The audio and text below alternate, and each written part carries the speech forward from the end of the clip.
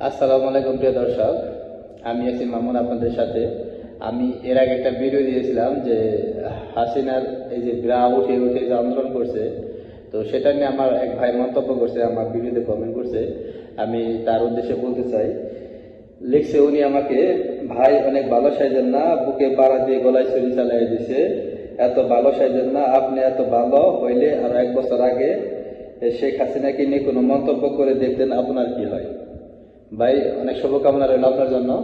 তো উনি যে আসলে কমেন্টটা করছে, অবশ্যই অনেক ভালো কমেন্ট করছে।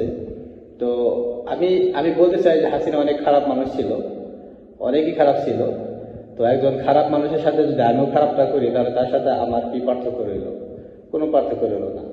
আমি আসলে তার কোনো সাপোর্ট করি না, আমি আসলে কোনো দলের নাম, কোনো পার্টি করি না। আমি একজন বাংলাদেশের নাগরিক, প্রবাসী। আমি আসলে কোনোদিন ভোট দিই নাই। আমি শুধু এটাই বলতে চাচ্ছি যে হাসিনা না, আরো যদি কেউ হয়তো তাহলে বলতাম যে বাংলাদেশের একজন নারীকে নিয়ে এইভাবে মানহানি করা, লাঞ্ছিত করা, তুচ্ছতাচ্ছিল্য করা, এটা কোনো মানুষের কাজ না।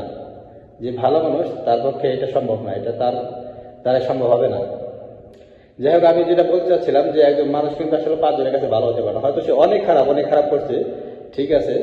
তো আপনি দেখেন, বাংলাদেশে 18 কোটি মানুষের ভালো আপনি কখনোই করতে পারবেন না। আপনি যদি ফেরেস্তাও হন, আপনি যদি আপনি সবটা দিয়ে যদি বাংলাদেশ পরিচালনা করেন বা ভালো কাজ করেন, তাও আপনি 5 জনের কাছে ভালো হতে পারবেন না।